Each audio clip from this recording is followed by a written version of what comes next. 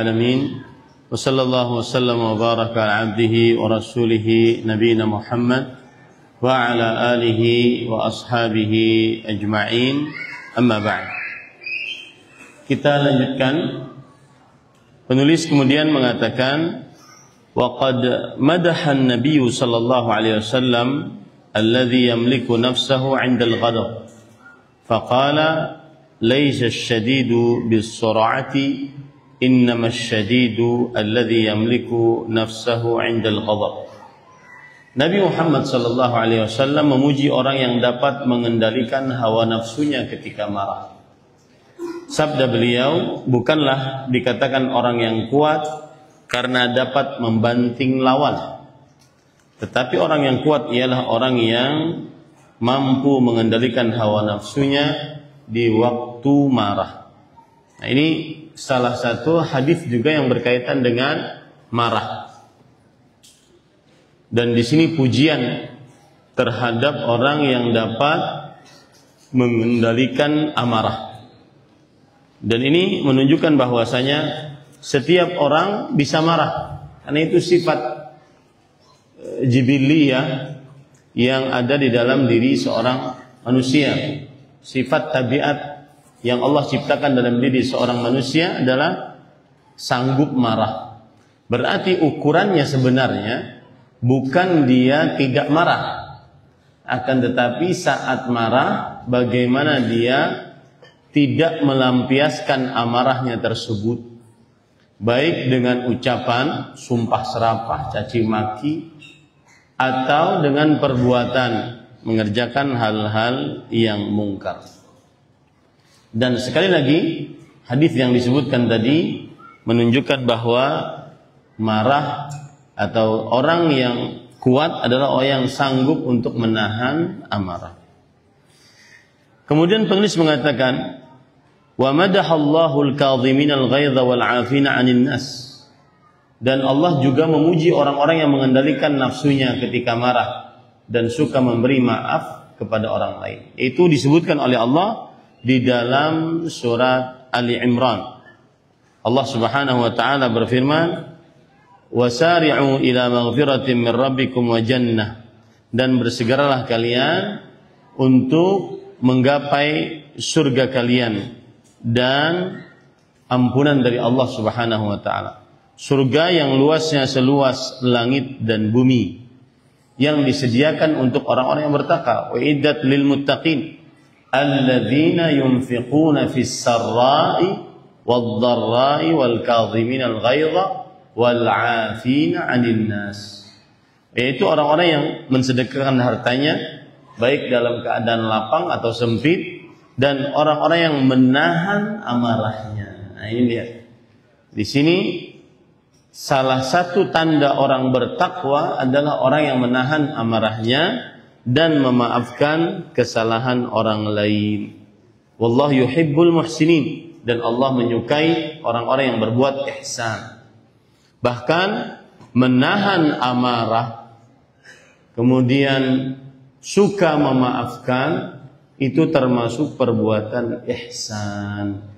Itu adalah termasuk perbuatan ihsan. Artinya keislaman yang paling tinggi di dalam agama Islam. Suka menahan amarah dan suka memaafkan kesalahan orang lain.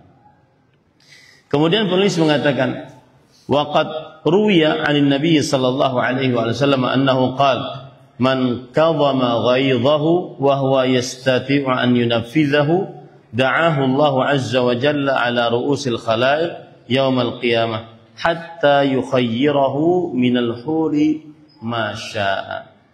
Yang artinya diriwayatkan, nah, kalau diriwayatkan ini berarti ada semacam kelemahan. Diriwayatkan itu bahasa riwayat yang lemah. Beda dengan meriwayatkan. Diriwayatkan dari Nabi Muhammad SAW, beliau bersabda, barang siapa yang menahan amarahnya padahal ia sanggup untuk melampiaskannya, maka kelak Allah akan memanggilnya pada hari kiamat di hadapan segala makhluk sehingga ia diberi hak untuk memilih bidadari yang disukainya. Ini keutamaan orang yang menahan amarah padahal dia sanggup untuk menahan amarahnya.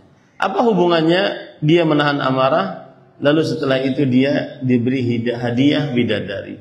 Para ulama mengatakan al-jaza ala inna 'idhamal jaza ma 'idhamil bala. Yang artinya besarnya pahala sesuai dengan besarnya ujian. Menahan amarah itu berat. Inginnya balas dendam, inginnya melampiaskan sumpah serapah, mencaci, menghina, memukul, tapi dia tahan. Nah, pada saat itulah besar pahalanya. Inna 'idhamal jaza ma'a 'idhamil bala. Sesungguhnya besarnya ujian sebesarnya pahala sebesar ujian. Kemudian penulis mengatakan, waqad jaa fil hadithi innal ghadaba minasyaitan. Tersebut pada hadis sesungguhnya marah itu berasal dari syaitan. Syaitanlah yang membisikkan seseorang untuk marah dan melampiaskan amarah. Syaitanlah yang membisikkan seseorang untuk marah dan melampiaskan amarah. Walihada yakhruju bihil insan min i'tidali halih. Oleh karena itu orang yang marah menyimpang dari keadaan normalnya. Angkat suara, kemudian matanya memerah, kemudian nafasnya terengah-engah, karena tadi dibisiki oleh syaitan, keluar dari tabiat normalnya. Wa yatakallamu bil batil wa yartakibul madhmum. Nah, ini yang sering terjadi. Kenapa kita dilarang marah? Karena marah tadi adalah sumber keburukan. Dari marah kemudian timbul berkata-kata yang buruk, berkata-kata yang batil, mencaci, menghina, merendahkan, ya. Apalagi di zaman sekarang, di zaman yang seseorang belajar marah melalui media sosial. Dulu saya tidak tahu ada orang kelahi di tengah jalan. Sekarang sudah banyak orang kelahi di tengah jalan dan dilihat orang dan tidak malu karena diajari, dididik oleh media sosial. Kemudian juga berbuat yang tercela akibat marah, kadang-kadang memecahkan kaca, kadang-kadang bahkan membakar rumah dan seterusnya. Ya. Wa yanwil hiqda wal baghdha wa ghairi dzalika minal qaba'ih al muharramah. Yang artinya dan menginginkan kedengkian, perseteruan, perbuatan yang tercela. Kullu dzalika minal ghadab, a'adzana Allah min. Semua itu adalah akibat rasa marah. Seseorang iri kepada orang lain akibat marah. Seseorang berkata-kata kasar kepada orang lain akibat marah. Seseorang timbul permusuhan di antara orang lain akibat marah. Jadi memang benar jima'us syarr al-ghadab. Kemarahan adalah sumber keburukan. Kemudian penulis berkata, waqad jaa fi hadits Sulaiman bin Surat, innal isti'adzata billahi minasyaitonir rajim tudhhibul ghadab. Yang artinya tersebut pada hadis Sulaiman bin Surat, sesungguhnya mengucapkan a'udzubillahi minasyaitonir rajim dapat menghilangkan rasa marah. Nah, ini salah satu amalan dari sekian banyak amalan agar hilang marah. Di antara amalannya adalah a'udzubillahi minasyaitonir rajim. Ucapkan a'udzubillahi minasyaitonir rajim. Ada lagi berpindah tempat dari dalam kamar keluar kamar, itu juga mengurangi amarah. Atau berubah keadaan dari berdiri menjadi duduk, dari duduk menjadi berbaring, dari berbaring menjadi bangun dan seterusnya. Kemudian yang ketiga adalah berwudu, karena disebabkan tadi innal ghadab minasyaitan, sesungguhnya marah dari syaitan, maka bisa didinginkan dengan air wudu. Kemudian penulis mengatakan, wa dzalika anna syaitan huwa alladhi yuzayyinul ghadab.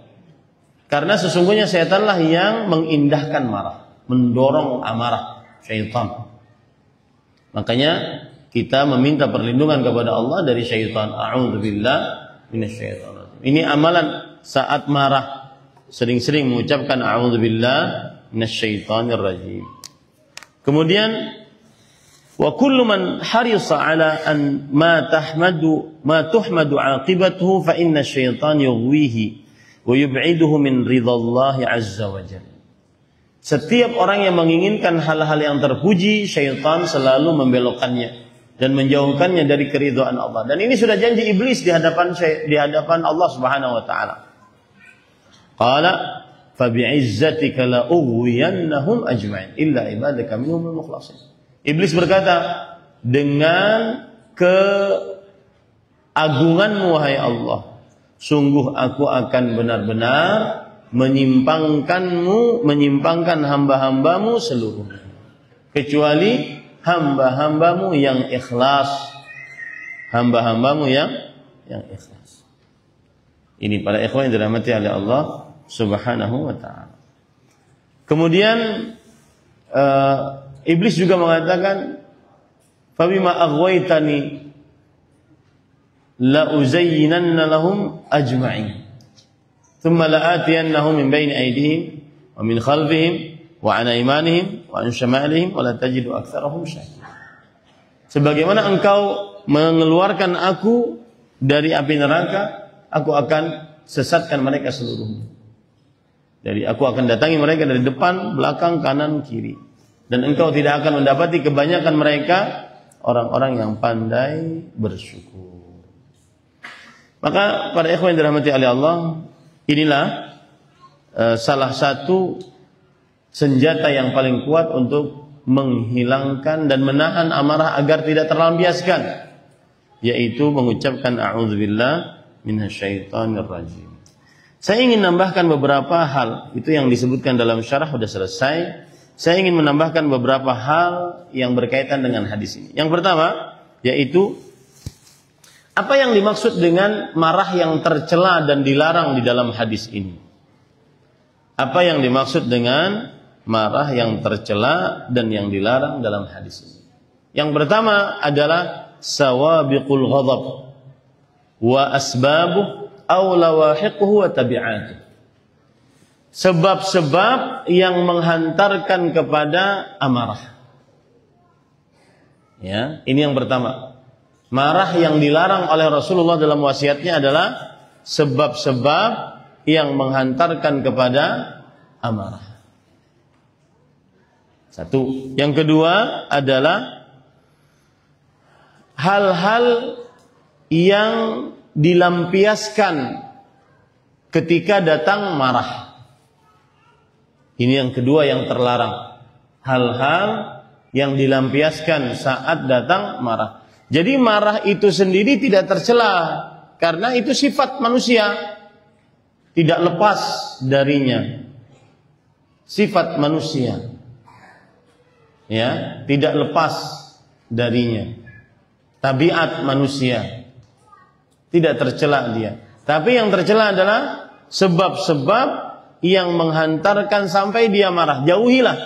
Jangan marah, maksudnya jangan masuk kepada sebab-sebab yang kamu bisa marah. Satu.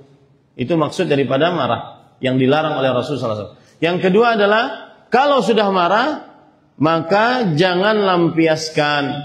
Usahakanlah tahan. Lisannya ditahan, marahnya tangannya ditahan, kakinya ditahan. Itu yang dimaksud dengan la taghdab. Karena tidak mungkin kita tidak marah sama sekali, tidak mungkin. Dan Islam tidak mensyariatkan sesuatu yang mustahil di dalam syariatnya. Enggak mungkin. Maka jadi yang dimaksud yang terlarang dari marah adalah jangan sampai kita terdapat di dalam sebab-sebab yang menghantarkan kepada kita marah. Atau kalau sudah marah maka jangan lampiaskan marah tersebut, ditahanlah marah tersebut. Ini para ikhwan yang dirahmati oleh Allah Subhanahu wa taala. Makanya Imam Ibnu Utsaimin rahimahullah berkata, an yakuna al-muradun nahyu 'anil ghadabi tabi'i, lakin hadza fihi su'ubah. Dimungkinkan ketika Rasulullah SAW bersabda, jangan marah. Itu mungkin larangan untuk agar tidak marah secara tabiat. Dan ini susah kata beliau. Walahu wajhun yumkin an yuhmala alaihi bi an yuqal idbid nafsaka 'inda wujudi sabab hatta la taghdab.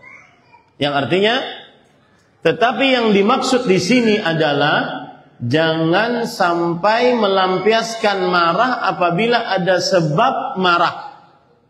Yang dimaksud di sini adalah jangan lampiaskan marah apabila ada sebab marah. Nah, ini para ikhwah yang dirahmati oleh Allah Subhanahu wa taala. Lihat lagi perkataan Imam Ibnu Hibban. Beliau mengatakan yang dimaksud dengan la taghdab, jangan marah. Alla ta'mal amalan ba'dal ghadab mimma nahaituka anhu.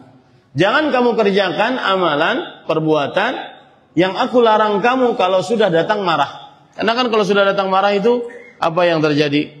Hancur, ya, mencaci maki, mengangkat suara, memicingkan mata dan seterusnya. Nah, itu yang terlarang.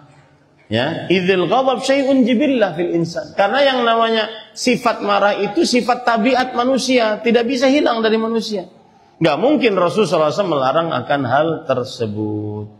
Ya, ini para ikhwah yang dirahmati oleh Allah SWT. Kemudian tambahannya, apa faedah menahan amarah? Yang pertama adalah orang yang menahan amarah berarti akhlaknya baik, berarti dia penyabar, berarti dia lembut, berarti dia sopan, santun. Jadi orang yang meninggalkan amarah maka berarti dia adalah berakhlak baik. Abdullah bin Mubarak, seorang ulama besar di kalangan tabi'ul atba', beliau ditanya, ijma' lana husnal khuluq fi kalimah wahidah. Coba terangkan kepada saya apa itu akhlak yang baik dalam satu ucapan. Apa itu akhlak yang baik dalam satu ucapan? Maka beliau menjawab, tarkul ghadab, meninggalkan marah. Itu akhlak yang baik. Dan ini susah para ikhwan yang dirahmati oleh Allah Subhanahu wa taala.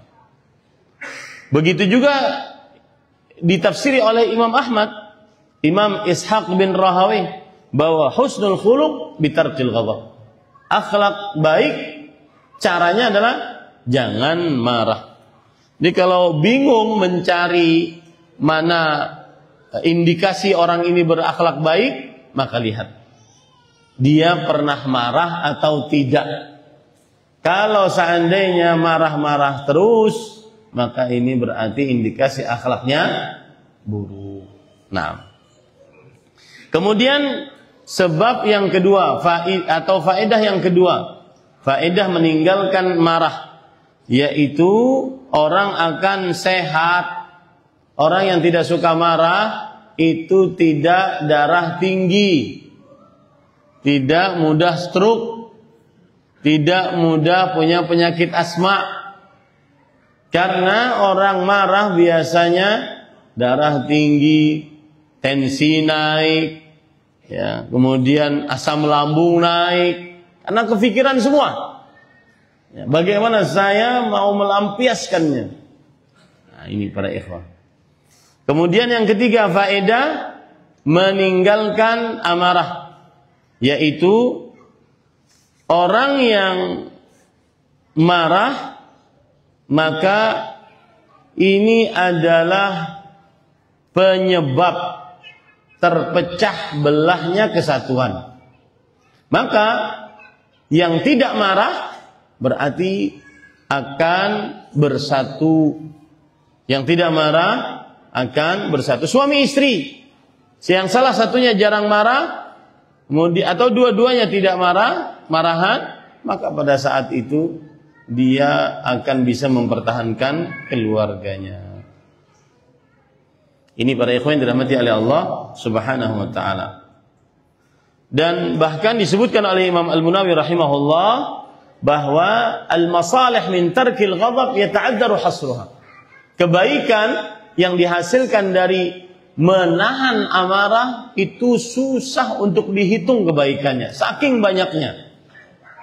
Kebaikan yang dihasilkan dari menahan amarah ini adalah susah untuk dihitung kebaikannya, saking banyaknya kebaikannya. Taib, para ikhwan yang dirahmati oleh Allah Subhanahu wa taala. Lalu poin selanjutnya tambahan. Ada marah yang terpuji dan ada marah yang tercela. Marah yang terpuji adalah fima yata'allaqu bihaqqillah. Marah yang berkaitan dengan hak-hak Allah yang direndahkan. Nabi Muhammad sallallahu alaihi wasallam beliau marah apabila larangan-larangan Allah dilanggar. Apabila perintah-perintah Allah dilalaikan, maka beliau pada saat marah. Contoh misalkan ya, ketika perang Uhud, Rasul sallallahu alaihi wasallam terdesak, luka parah, lalu datang Abu Sufyan bersama Khalid bin Walid, kemudian mengatakan, al-yawmun lana wa yawmun alaina. Hari ini kita yang menang. Pada perang Badar kita yang kalah. Kemudian Abu Sufyan mengatakan, lanal uzza wala uzza lakum. Kami memiliki berhala Uzza yang memenangkan kami, dan kalian tidak memiliki berhala Uzza tersebut. Ketika Abu Sufyan menyebutkan kami menang, sekarang dahulu kami kalah, Nabi Muhammad SAW diam saja. Tapi ketika berkaitan dengan akidah, kami memiliki Uzza dan kalian tidak memiliki Uzza, maka Rasulullah SAW langsung jawab, raddu, jawab oleh kalian, Allahu maulana wala maula lakum. Allah Subhanahu wa taala penolong kita, kalian tidak mempunyai penolong. Qatlana fil jannah wa qatlakum fin nar. Yang meninggal di antara kami 70 orang di dalam surga, dan yang meninggal dari kalian adalah penghuni neraka.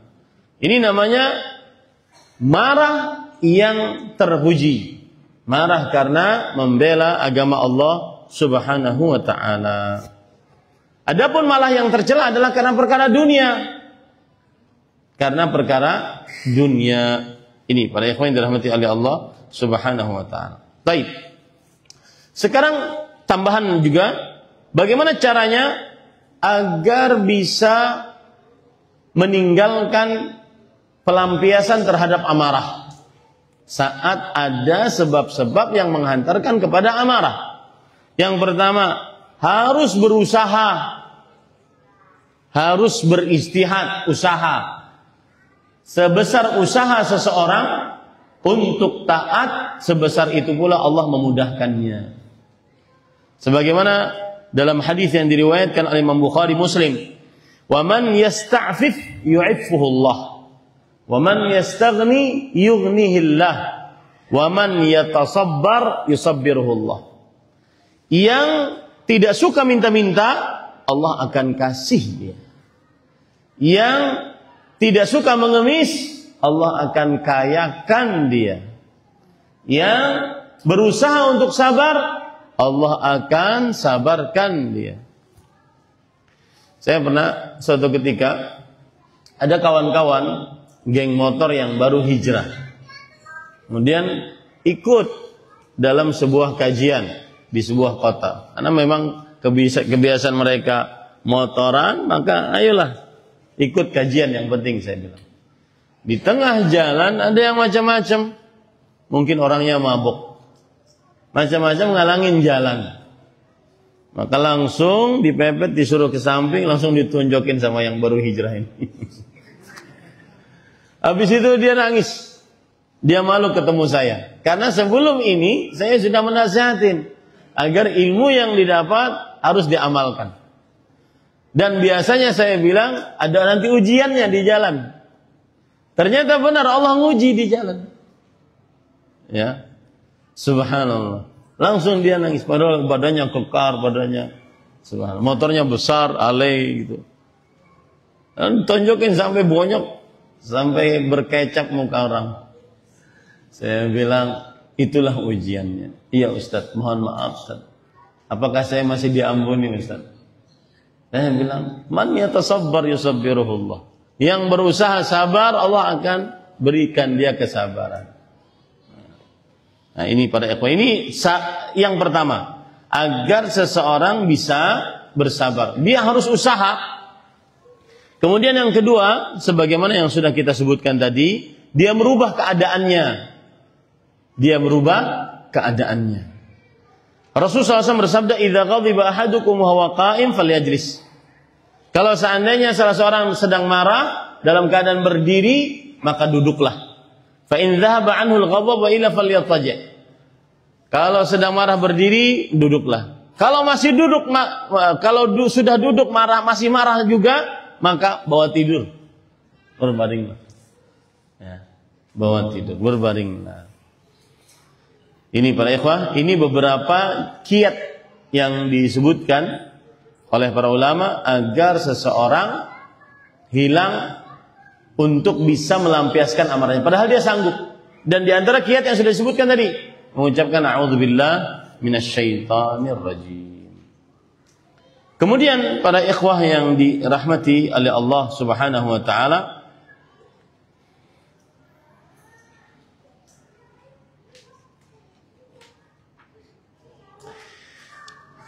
sedikit ini tambahan perkara akidah. Allah mempunyai sifat marah. Allah mempunyai sifat marah. Dan ini adalah sifat fi'liyah, sifat perbuatan Allah Subhanahu wa taala.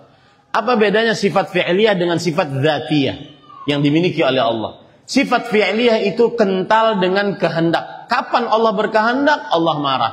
Kapan Allah berkehendak, Allah berbicara. Kapan Allah berkehendak, Allah turun. Kapan Allah berkehendak, Allah naik. Itu namanya sifat fi'liyah. Sifatnya kental dengan masyiah, kehendak Allah, sekehendak Allah.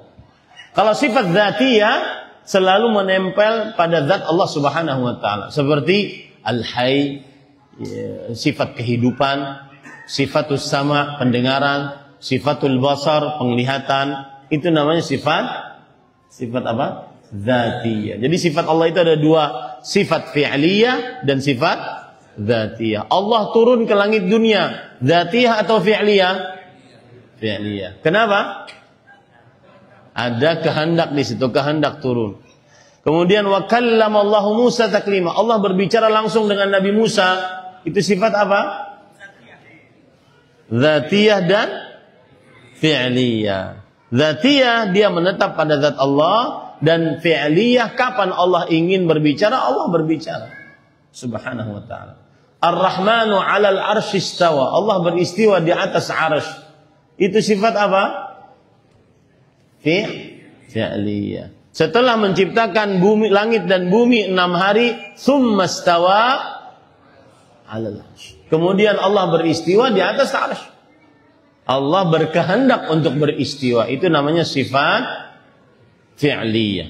Dan Allah tetap padanya sifat fi'liyah sesuai dengan keagungan dan kemuliaan Allah Subhanahu wa taala. Seperti misalkan disebutkan dalam surah Al-Fatah ayat 6, wa ghadiballahu 'alaihim wa la'anahum. Allah marah kepada mereka dan melaknat mereka. Ini menunjukkan bahwa Allah mempunyai sifat marah. Kemudian surat Thaha ayat 81, wa man yahlil alaihi ghadabi faqad hawa. Yang artinya barang siapa yang bisa menghalalkan marahku atasnya, maka sungguh dia telah mengikuti hawa nafsu. Di dalam hadis qudsi Allah berfirman, Rasulullah SAW bersabda, inna rabbi qad ghadiba al-yawma ghadaban lam yaghdab qablahu mithlahu wa lan yaghdab ba'dahu mithlahu. Sesungguhnya Rabbku pada hari ini sangat marah dengan kemarahan yang besar, tidak pernah marah sebelumnya semisal dengan ini, dan tidak akan pernah marah setelahnya seperti ini. Ini menunjukkan bahwa seorang muslim wajib mengimani bahwa Allah memiliki sifat marah. Bahwa Allah memiliki sifat marah. Tentunya marahnya Allah tidak seperti marahnya makhluk. Marahnya mencaci maki, marahnya membalas dendam, marahnya merendahkan, berkata kasar, tidak. Makanya kita katakan Allah mempunyai sifat marah sesuai dengan keagungan dan kemuliaan Allah Subhanahu wa ta'ala. Kemudian yang patut diperhatikan juga, Allah mempunyai sifat marah. Tetapi apakah Allah bernama yang maha pemarah? Tidak. Itulah bedanya nama dengan sifat. Isim dengan sifat. Bab sifat lebih luas daripada bab nama. Bab nama hanya kita dapat di dalam Al-Quran dan hadis Rasulullah SAW. Tetapi tidak semua sifat kita ambil nama darinya. Contoh, Allah membuat tipu daya, membalas tipu daya orang-orang munafik. Wa makaru wa makarallah. Mereka membuat makar dan Allah membalas makar mereka. Apakah Allah dinamai dengan Al-Makir, yang maha pembuat tipu daya? Begitu? Tidak. Ya. Ini menunjukkan kaedahnya apa? Bab sifat lebih luas daripada bab nama. Sama juga ini, ghadab. Allah marah. Apakah Allah memiliki nama Al-Ghadib, yang maha pemarah? Tidak. Tapi Allah memiliki sifat pemarah yang sesuai dengan keagungan dan kemuliaan Allah Subhanahu wa ta'ala. Taib. Terakhir para ikhwah, ini pengalaman pribadi. Ada cerita ini tidak akan pernah lupa karena saya bertanya langsung kepada Fadilat Syekh Profesor Dr. Abdul Razak bin Abdul Muhsin saat beliau di Jakarta. Lalu semobil kita saya tanya, Syekh, mengapa sabar itu sulit? Mengapa menahan amarah dan sabar itu sulit? Beliau menjawab, li'annahu manzilatun la yablugha illa ulul azmi minar rusul. Karena sabar itu sebuah kedudukan yang tidak bisa dicapai kecuali para rasul dari ulul azmi. Para rasul dari ulul azmi. Allah berfirman dalam Al-Quran, fasbir kama sabara ulul azmi minar rusul. Bersabarlah sebagaimana para rasul dari ulul azmi bersabar. Kemudian beliau bercerita. Nih, perhatikan beliau. Coba bayangkan Ahmad. Nabi kita Muhammad sallallahu alaihi wasallam, kata beliau, bagaimana sabarnya beliau ketika beliau berdakwah ke Taif, menemui 3 bersaudara Ibnu Abdi Yalid, 3 bersaudara pemuka Taif dari Bani Thaqif. Kemudian beliau tawarkan dakwah masuk Islam. Lalu mereka malah mengejek. Ngejekannya sangat mencela. Jadi kalau seandainya itu ustadz, ya, ente ustadznya nih. Ya, itu bahasanya itu begitu maksudnya. Ente rasulnya. Enggak nyangka saya. Kalau benar ente rasul, saya enggak akan mau ngomong sama kamu sekarang.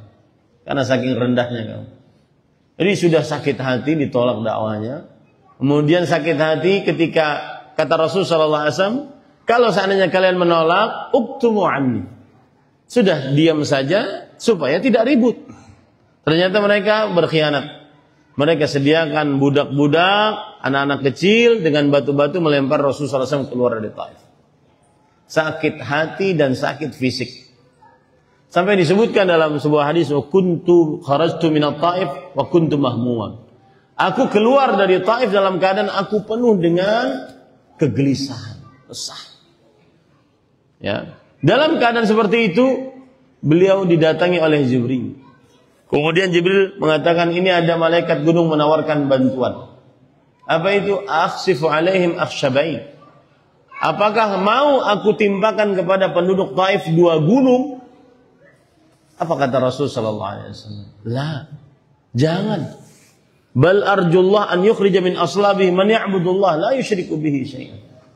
Tetapi aku berharap kepada Allah agar keluar dari keturunan mereka, tulang sulbi mereka, keturunan yang beribadah kepada Allah, tidak mensyirikkan Allah dengan sesuatu apapun. Ya, subhanallah. Bagaimana sabarnya Rasulullah SAW. Bahkan sampai saat itu, Syekh Abdul Razak yang saya kenal sangat penyabar. Sampai saat itu beliau mengatakan, ya Ahmad, kalau saya di posisi Nabi Muhammad SAW, maka saya katakan kepada gunung, kepada malaikat yang mengurus gunung, jangan 2 gunung, 10 gunung sekalian. Itu Syekh. Bagaimana kita ya? Nabi Rasul Sallallahu Alaihi Wasallam, beliau penyabar dan beliau termasuk ulul azmi, bahkan pemimpin yang ulul azmi daripada Rasul. Nah, ini indahnya sabar, dan memang sabar itu tidak menampiaskan amarah, adalah sifatnya para nabi dan para rasul alaihi wassalatu wassalam. Mudah-mudahan pelajaran ini, semenjak ini para suami tidak suka marah-marah kepada istrinya. Amin. Ya. Jangan sedikit-sedikit marah kepada istrinya, apalagi sedikit-sedikit ngancam istri. Ya. Sedikit-sedikit ngancam istri. Jangan diancam-ancam istri. Istri itu lemah.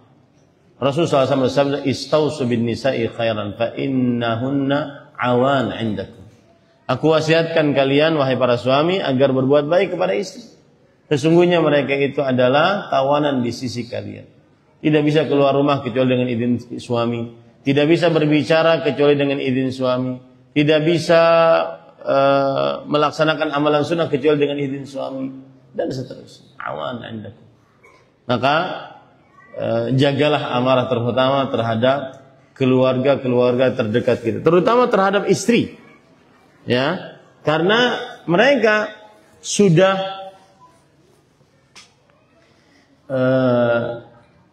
mau menemani kita, menjadi sahabat kita, dengan mengetahui segala macam kekurangan kita. Makanya Rasulullah SAW bersabda, la yafraq mu'minun mu'minah in kariha minha khuluqan radiya minha akhar. Seorang suami yang beriman tidak marah kepada seorang istri yang beriman. Jika suami mungkin membenci salah satu dari akhlak sang istri, maka dia akan menyukai beberapa tingkah laku sang istri yang luar biasa. Saya nasihatkan, jaga amarah, terutama laki-laki kepada perempuan. Karena kenapa itu selalu ditekankan kepada laki-laki? Karena laki-laki yang lebih kuat daripada perempuan. Ya, yang lebih kuat daripada perempuan secara fisik. Adapun secara psikologi mungkin ada yang lemah di hadapan perempuan. Seorang istri menelpon suaminya hanya dengan satu kata, pulang. Maka sang suami harus pulang.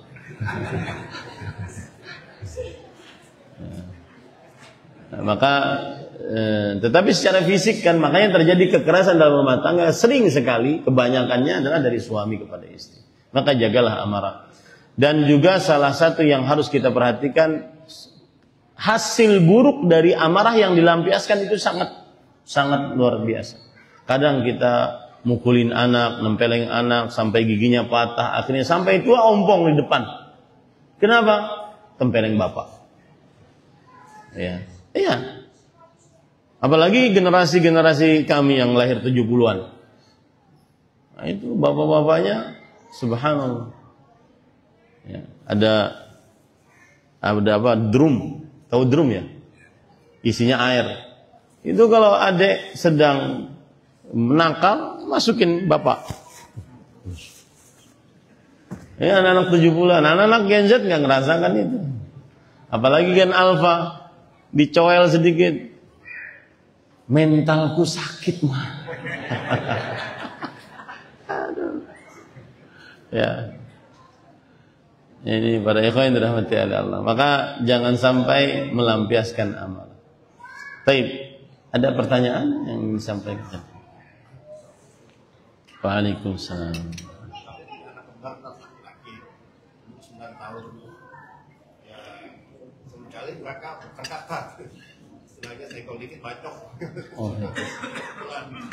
Kadang-kadang buktinya teriak-teriak, karena kalau bahasa halus sudah nggak bisa. Kadang-kadang bukan bantuan anak kan, ada juga yang teriak-teriak. Terus juga ada kadang-kadang kita nyesel, tapi kita ulangi lagi, bakal ulang lagi karena anak laki ya tapi itu cekek-cekekan. Kita misalnya juga kesulitan kadang-kadang. Mohon nasihat semuanya. Ya, saya berdoa dengan nama-nama Allah yang khusus, sifat-sifat yang mulia, agar orang tua diberkahi oleh Allah untuk mendidik anak. Sebelum saya jawab pertanyaan Bapak, pertanyaannya jadi beliau punya anak laki-laki, kemudian anak laki-lakinya ini sering bertengkar satu dengan yang lainnya. Kadang istrinya sudah tidak sanggup, sang ibu sudah tidak sanggup untuk melerai, akhirnya minta bantuan kepada bapaknya. Bapaknya juga ikut marah-marah. Ini bagaimana cara menghadapi situasi ini di dalam keluarga. Maka yang paling pertama adalah seorang bapak harus menjadi contoh teladan dari sang anak. Jangan sampai terlihat dari sang bapak marah-marah dengan melampiaskan kata-kata yang kotor, keji. Pernah suatu ketika ada seorang ibu nanya kepada kepada istri saya, Ustaz, tanyain ke Ustaz, kenapa saya punya anak umur 5 tahun, tapi sukanya kalau lagi marah itu manggil nama saya, ngangkat suara, segala macam kebun binatang, hewan di kebun binatang, hewan-hewan buasnya keluar semua dari mulut dia. Dan saya katakan kepada istri, tanyakan kepada ibu tersebut, kalau suaminya sedang marah bagaimana? Dan sang mengatakan, kata Ustaz, kalau suami ibu kalau lagi marah bagaimana? Persis itu, persis. Berarti kan dia sedang nyontoh nih, ya. Dan anak adalah copy paste orang tua yang sangat luar biasa.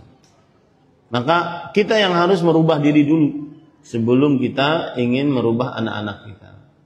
Dan tadi cara merubahnya adalah dengan berusaha. Ya. Memang susah para ikhwah yang suka temperamental, susah. Tapi berusaha, niscaya Allah akan memudahkan. Walladzina jahadu fina lanahdiyannahum subulana wa innallaha la'al muhsinin.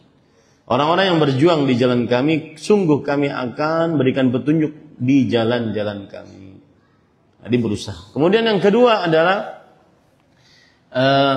ketika anak-anak itu bertengkar, apalagi sampai cekik-cekikan leher, maka harus diingatkan dengan sebenar-benarnya, harus serius dalam hal ini. Jangan sampai terjadi pembunuhan. Jangan sampai terjadi tertumpah darah, karena itu di dalam agama Islam terlarang. Apalagi kalau seandainya sang anak sudah mumayyiz, apalagi sampai baligh. Mumayyiz itu umur 7 tahun. Apalagi kalau sudah baligh, maka semestinya dia harus diingatkan tentang ada hukum di akhirat. Jadi kiat yang kedua, ada hisab di akhirat. Ingatkan itu. Jangan sampai dilupakan hisab tersebut. Kemudian yang ketiga, berdoa kepada Allah. Karena kelembutan kalbu itu adalah urusan Allah Subhanahu wa taala. Bisa menahan amarah itu petunjuk dari Allah Subhanahu wa taala. Maka berdoalah kepada Allah Subhanahu wa taala agar diberikan kesabaran orang tua dan juga anak-anaknya. Wallahu a'lam. Tolong beri nasihat bagi orang yang sudah bertobat. Terkadang ada perasaan takut taubat tidak diterima, dan kadang ada rasa lelah dan banyak godaan untuk kembali bermaksiat. Tolong Ustadz nasihatnya, dan ada perasaan malu kalau melihat dan di sekitar orang-orang soleh teringat dosa-dosa di masa lalu. Maka nasihat saya bagi yang baru bertobat kepada Allah Subhanahu wa taala, bersyukurlah. Karena berarti Allah memberi petunjuk. Berarti Allah sayang, diingatkan, akhirnya bisa bertobat. Bersyukurlah kepada Allah. Karena syukur itu adalah penjaga nikmat. Syukur itu penjaga nikmat. Petunjuk adalah nikmat. Kemudian dengan petunjuk untuk bertaubat adalah nikmat.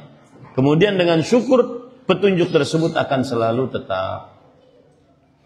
Kemudian yang kedua, urusan takut tidak diterima taubatnya, maka yang boleh adalah takut dosanya. Takut dosanya. Saya pernah berzina, saya pernah minum khamar, saya pernah berjudi, saya pernah membunuh, saya pernah begini, saya pernah begini. Maka para ikhwan yang dirahmati oleh Allah, yang benar adalah takut dosanya, takut siksa Allah.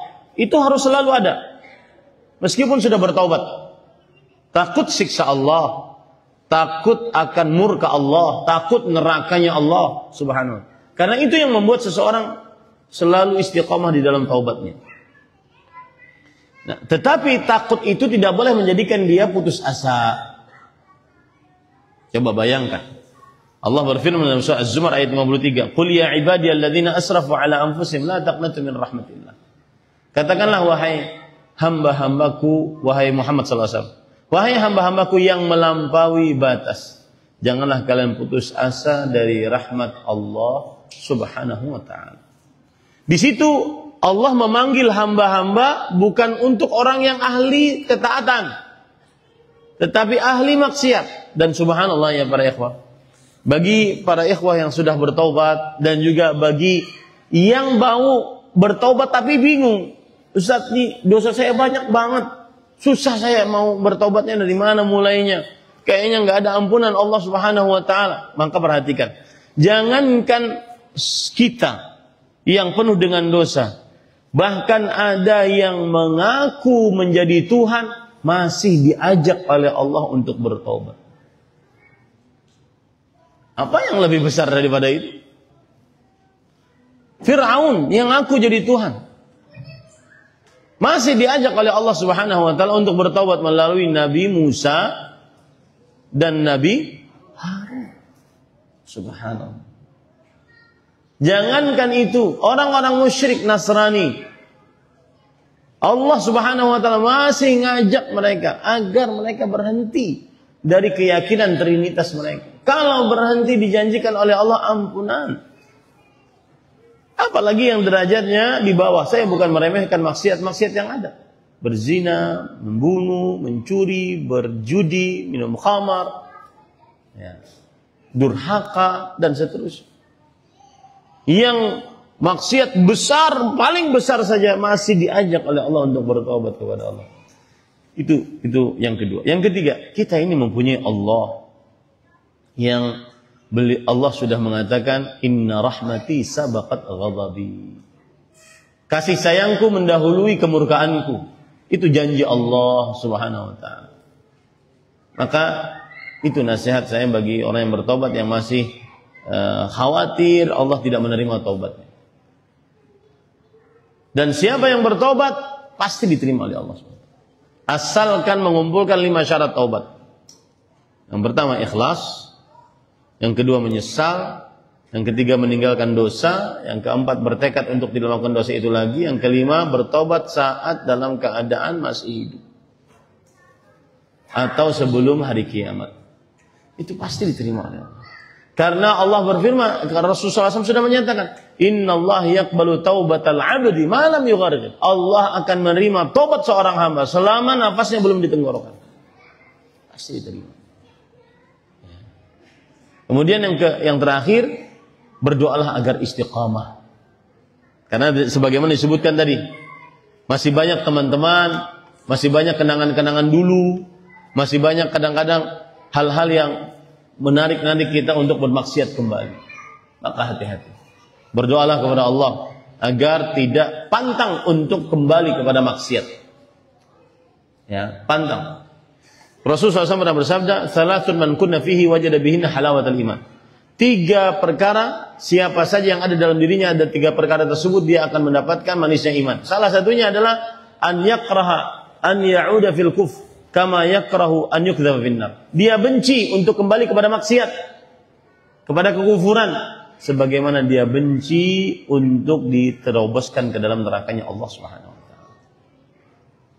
Ini para ikhwan. Wallahu a'lam. Apakah ada marah yang terpuji dan Allah ridai di zaman ini? Barakallahu. Ada, yaitu ketika kita marah karena Allah.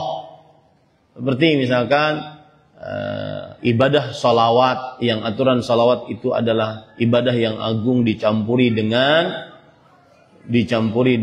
musik dangdut, kemudian bercampur laki-laki perempuan. Nah, itu namanya penghinaan terhadap salawat. Harus kita marah karena Allah Subhanahu wa taala. Seperti juga misalkan terjadinya kesyirikan, harus kita marah karena Allah Subhanahu wa taala. Tersebarnya perbuatan bid'ah, harus kita marah karena Allah. Terjadinya kemaksiatan harus kita marah karena Allah Subhanahu wa taala.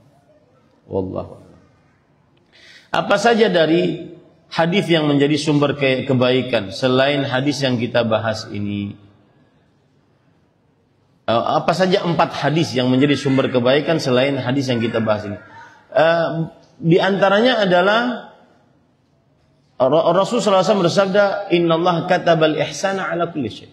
Allah menulis perbuatan baik dalam segala hal. Sampai membunuh harus baik. 2. Yang ketiga, min husni islamil mar'i tarkuhu ma la ya'ni. Termasuk kebaikan keislaman seseorang meninggalkan sesuatu yang tidak bermanfaat untuknya. Yang keempat, ihris ala ma yanfa'uk wasta'in billah wa la ta'jaz.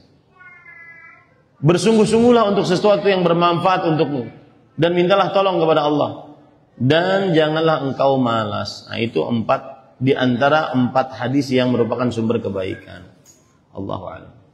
Saya pernah dengar satu hadis yang berbunyi, barang siapa yang berpuasa 1 hari karena Allah, maka Allah akan menjauhkan darinya neraka sejauh 70 tahun perjalanan. Bagaimana dengan derajat kesahihan hadis ini dan penjelasannya? Karena secara zahir dijauhkan dari neraka berarti kita tidak akan melewati sirat karena di bawahnya ada neraka. Tidak seperti itu pemahamannya, bro. Itu kan pemahaman manusia. Ya. Maksudnya dijauhkan dari api neraka, dia tidak akan dimasukkan ke dalam neraka, sangat jauh dari api neraka. Tetapi sirat semuanya akan apa? Melewatinya. Wa in minkum illa wariduha kana 'ala rabbika hatman maqdiyya. Tidak ada di antara kalian kecuali akan melewatinya. Itu sudah ketetapan Allah Subhanahu wa taala. Itu sebuah kepastian. Semua dari kita pasti melewatinya. Yang belum pasti adalah tsumma nunajjil ladzina taqaw wa nadzaru adh-dhalimina fiha jathiyya. Kemudian kami selamatkan orang-orang yang bertakwa. Nah, termasuk yang selamat enggak ini? Mendatangi pasti ke sebuah kepastian, diselamatkan belum pasti. Nah, kemudian kalau dikatakan tadi di bawah syiratkan neraka, maka bagaimana dijauhkan dari neraka? Maka jawabannya jangan berpikir neraka itu seperti ada jembatan apa di sini. Ya, kemudian di bawahnya begitu. Sependek itu kita berpikir, tidak ya. Neraka luas. Kemudian syirat itu susah untuk dibayangkan, Ya, yang jelas makna hadis tadi adalah man shama yawman fi sabilillah ba'adahu Allahu nafsahu 70 kharifan minan nar. Barang siapa yang berpuasa 1 hari di jalan Allah, maka Allah akan jauhkan dirinya dari api neraka sekitar 70 tahun perjalanan. Maksudnya dia akan sangat jauh dari api nerakanya Allah Subhanahu wa taala. Tidak mencium bau busuknya, tidak merasakan panasnya karena puasa, keutamaan berpuasa 1 hari di jalan Allah Subhanahu wa taala. Adapun melewati sirat, tetap dia melewati sirat. Contoh misalkan ya, yang tidak bisa dibayangkan. Yauma tubaddalul ardu ghairal ardi was samawat matwiyatun biyamini. Bumi diganti dengan bumi yang lain. Langit kemudian dilipat. Bisa nggak kita pikirkan? Nggak bisa, susah. Ya. Kemudian Rasulullah SAW bersabda, "Yuhsyarun nasu yaumal qiyamah hufatan, uratan, ghurran, buhman." Manusia akan dikumpulkan pada hari kiamat dalam keadaan tidak beralas kaki, tidak memakai pakaian, tidak berkhitan, dan tidak membawa apa-apa. Kenapa? Karena di padang mahsyar, padang yang sangat luas, tidak ada satu tiang pun untuk bernaung. Makanya tidak membawa apa-apa. Bisa nggak kita bayangkan? Bisa. Mengumpulkan segini manusia dari mulai zaman Adam sampai ditambah itu binatang buas semuanya. Nggak bisa dibayangkan. Akan tetapi kita meyakini bahwa semua dari kita akan berjalan di atas sirat. Kita meyakini bahwa yang berpuasa akan dijauhkan dari api neraka sekitar 70 tahun perjalanan. Gitu ya. Ada lagi? Cukup kayaknya. Ini yang bisa disampaikan. Mungkin pertemuan Sabtu malam ini hanya bulan ini ya. Karena biasanya saya di subuh. Karena perhitungan pekannya berbeda dengan yang biasa saya lakukan. Karena saya menghitung pekan dari hari Jumat. Sedangkan bulan ini mulainya hari Sabtu. Jadi berbeda lah. Tapi alhamdulillah masih bisa ngisi dengan hadis yang ke-16. Semoga yang disampaikan bermanfaat. Apa yang baik hanya dari Allah Subhanahu wa taala. Pesan saya untuk Ramadan, yang pertama, pelajari keberkahan Ramadan agar kita menghargai bulan yang akan kita masuki.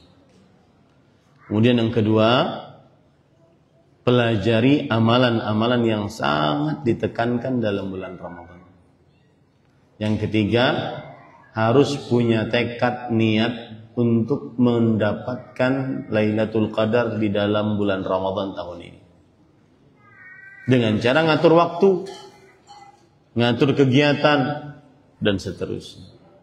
Kemudian yang keempat, jangan buang-buang waktu dalam bulan Ramadan, karena Ramadan hanya 1 bulan, 29 hari, tidak bertambah.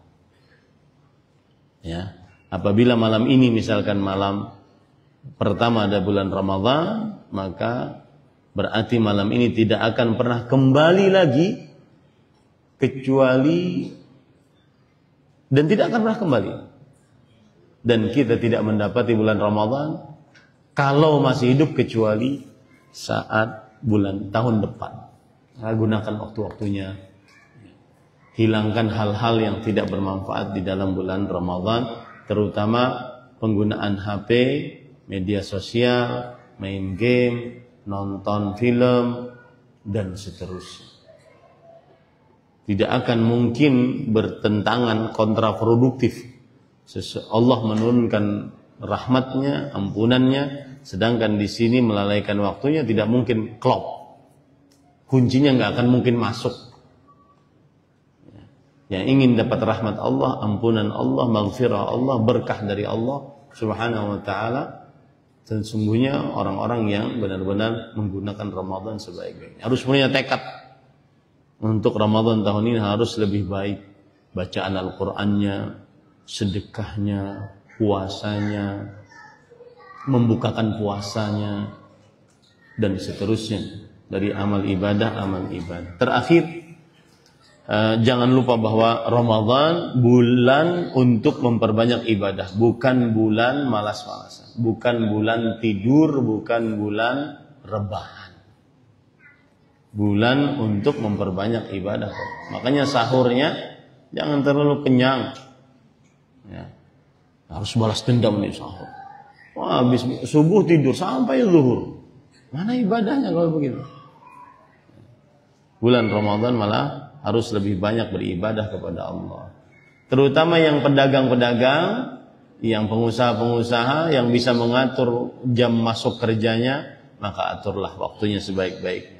11 bulan Allah Subhanahu wa taala berikan kita untuk mengais rezeki. 1 bulan Allah menginginkan kita untuk lebih dekat dengan masjid, lebih banyak baca Quran, lebih banyak berzikir, berdoa. Ya. Terutama 10 malam terakhir di bulan Ramadan. Maka jauhi hal-hal yang melalaikan di 10 malam terakhir bulan Ramadan, seperti pasar, pusat perbelanjaan, persiapan bikin soto, persiapan baju baru, ya, beli bajunya sekarang. Berarti bukan baju lebaran saat baju bulan Sya'ban itu, biarin aja. Beli bajunya sekarang. Jangan nanti di 10 hari terakhir bulan Ramadan. Malu dong kita dengan Rasul sallallahu alaihi wasallam. Beliau diampuni dosa yang telah lalu yang akan datang, setiap tahunnya beliau beriktikaf di Masjid Nabawi. Itu orang yang diampuni dosa yang telah lalu yang akan datang. Bagaimana orang yang tidak ada jaminan sama sekali?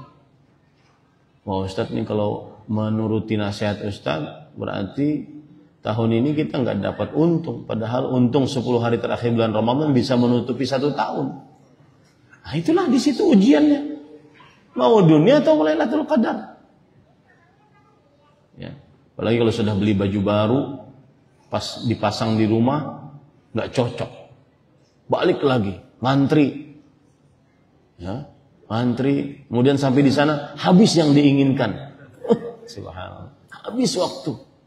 Saat orang-orang di masjid beriktikaf, bermunajat, hening, dia sibuk dengan media sosial, dia sibuk dengan pusat perbelanjaan. Subhanallah.